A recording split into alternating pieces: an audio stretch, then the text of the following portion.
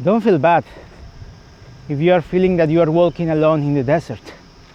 Sometimes, if you are lonely, you will have a better sharp mind to find a solution. Because it doesn't matter the environment, always in the end of the desert, you will find an oasis. So keep going.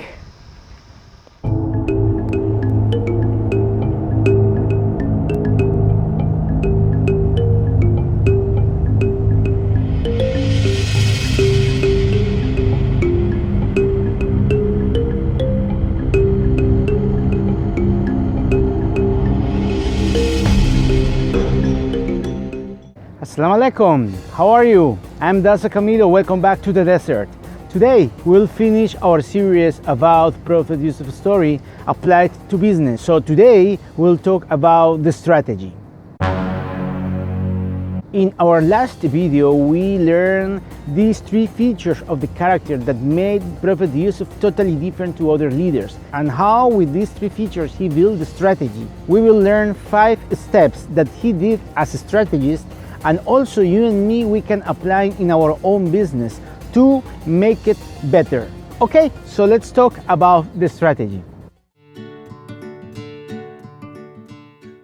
يوسف أيها الصديق أفتنا في 7 بقرات سمان يأكلهن 7 عجاف و7 سنبلات خضر وأخر يابسات لعلي أرجع إلى الناس لعلهم يعلمون. He said, Joseph, O man of truth, explain to us about 7 fat cows eaten by 7 that were lean, and 7 green spikes of grain and others that were dry, that I might return to the people. Perhaps they will know about you. Okay, the first step that Prophet Yousuf did was to have a proper vision. Maybe you can say, okay, but vision you have in any kind of business. Yes, it's true. But we have here a nice word in Arabic that is aftinia. That means teach us the vision, show us the vision. So we are talking about a vision that is totally comprehensive, totally understandable for the common people.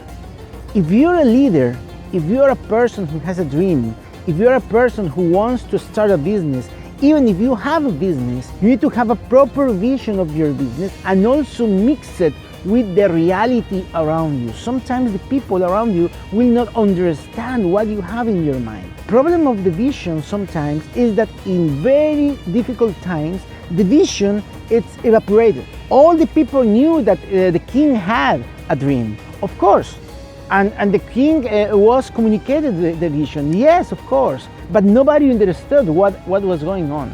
For that reason, Prophet Yousuf came to explain the vision, to bring the vision from the abstract to the reality. And this is very important. You need to have a proper knowledge about the dreams and proper knowledge about the reality. When you mix this, you have something named conditioned vision. That you have a vision that is totally real, possible. And with the reality, you will have enough evidence to bring this dream to the timeline. And the people who will follow you, they will understand where you want to go. As a leader, we need to have vision.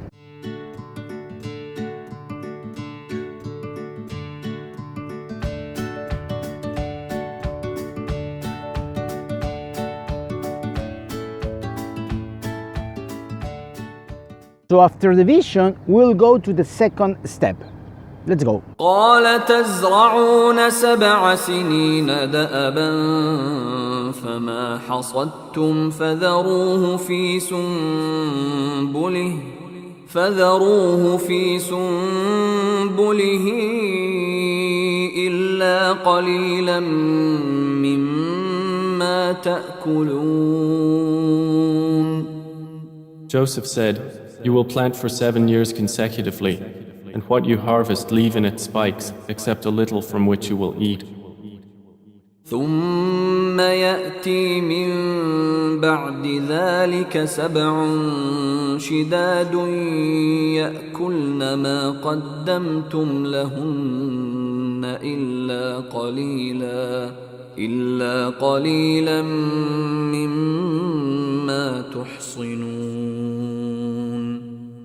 Then will come after that 7 difficult years which will consume what you've saved for them, except a little from which you will store. Okay, the second step after you have a vision is to have a proper planning.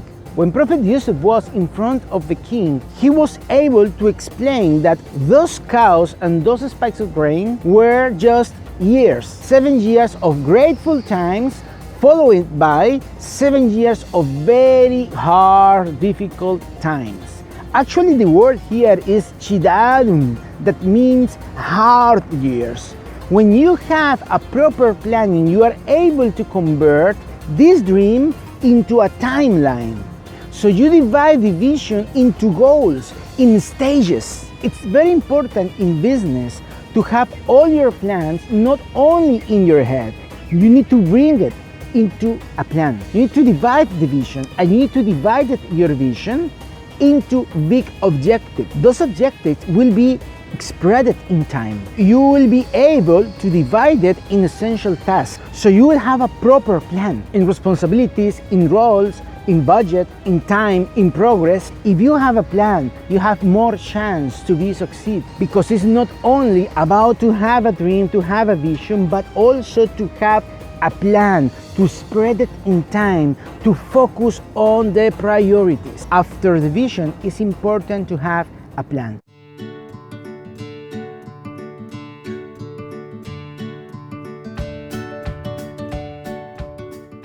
So let's go to the third point. وقال الملك ائتوني به أستخلصه لنفسي فلما كلمه قال إنك اليوم لدينا مكين أمين. And the king said, "Bring him to me. I will appoint him exclusively for myself." And when he spoke to him, he said, "Indeed, you are today established in position and trusted." Okay, the third point here, it's very important, because it's not enough to have a proper vision, it's not enough to have even a plan. It's very important, it's a priority to make this plan real. And how to make this? With the third step is implementation. We have here an amazing word in Arabic that is makin, that means who is empowered. When Yusuf was in front of the king, he said, okay, this is the problem, this is the plan, put me in front of the country and I will make it. We need to create a team around us that they can understand the overall strategy, and also they're able to make it in stages with responsibilities, even if we are in difficult times. Why? Because the people need to take action, and this action must be monitored and evaluated in time. So it's very important to call to action.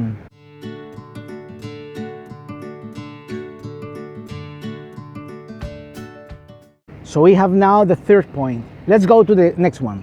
قال جعلني على خزائن الأرض إني حفيظ عليم. Joseph said, "Appoint me over the storehouses of the land. Indeed, I will be a knowing guardian." In our plan, we have the vision, we have a planning stage, and we have an implementation. So what is the next step? Prophet Yousuf said, okay, put me as a guardian. Give me the power and I will take care about everything here. So the next step after the implementation is the sustainability. Actually, here in the Quran, there is an expression who is hafigun, that means I'll be a guardian, somebody who will take care about the things. It's very important to have sustainability, because sustainability means to build a legacy, something that will be evergreen, something that will be forever. And to make this possible, you need to have the proper motivation of your people. You need to create guardians around you. You need to bring people who will take care of the things that you are taking care. If you want to have sustainability in times, you need to develop in the heart of your people the sense of responsibility, the sense of motivation that brings the motivation into actions. If you're a guardian, you will be able to bring a legacy, and if you are able to bring a legacy, you will be sustainable in time.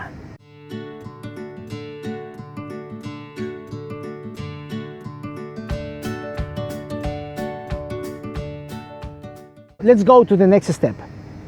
ثم يأتي من بعد ذلك عام فيه يغاث الناس وفيه يعصرون. Then will come after that a year in which the people will be given rain and in which they will press olives and grapes. Okay, the fifth step here is the change management. You need to have a perspective. You need to have a foresight to see the future, what will happen in the future that will be changing your original plan. We can have a plan A, but we need to have a plan A, B, C, D, E. Why? Because time frame is not aligned. It's a certain lines of options that can be converted into a scenario that can be good for you or bad for you, depend of the circumstances. Because during this time, Egypt was only depending on the Nile River. All the economy was depending on only one factor. What happened if you remove this factor? So of course the economy will collapse. It's very interesting that Prophet Yousuf knew that, and also he created a way to change all of this. From archaeological point of view, he created a channel that still is there, name it Bahrain Yousuf. That is a channel that came from the river to drain all the lands around Egypt. But not only that, he's talking about here, and it's very interesting point, that there is a word here that is yugatu, that means rain that saves lives. So also he was thinking about the future, that in the future will not depend of the river, they will depend of the rain. And there is a huge difference between this, because in the river you are in the comfort zone. In the river you have the river there, so there is no problem, always you will be there. But what happens if you remove the source? You will be dead, you will be lost. But if also you are taking care about the rain is not coming every day, you don't know. So you are able to plan based on seasons, based on the sky, based on the evidence. You can start planning to have instinct strategy. And this instinct strategy is not anything else different than innovation. When you have a river, you don't innovate too much. You just bring the water from this. But when you have a rain, you need to create new ways to survive in these difficult times. So Prophet Yousuf knew that, and that's why he was not only thinking about the river, he was thinking about the rain. Rain that saves lives. Innovation will save your business if you are able to change and manage the change.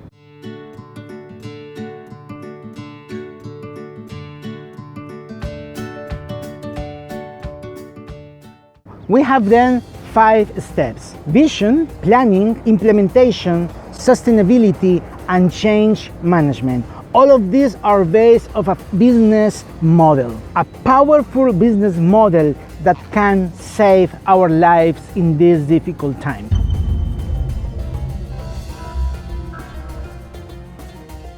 If you follow these 5 steps, and if you have a character like Prophet Yousuf, and you can bring those principles into your life, into your business, for sure you will see a new shining sun behind you.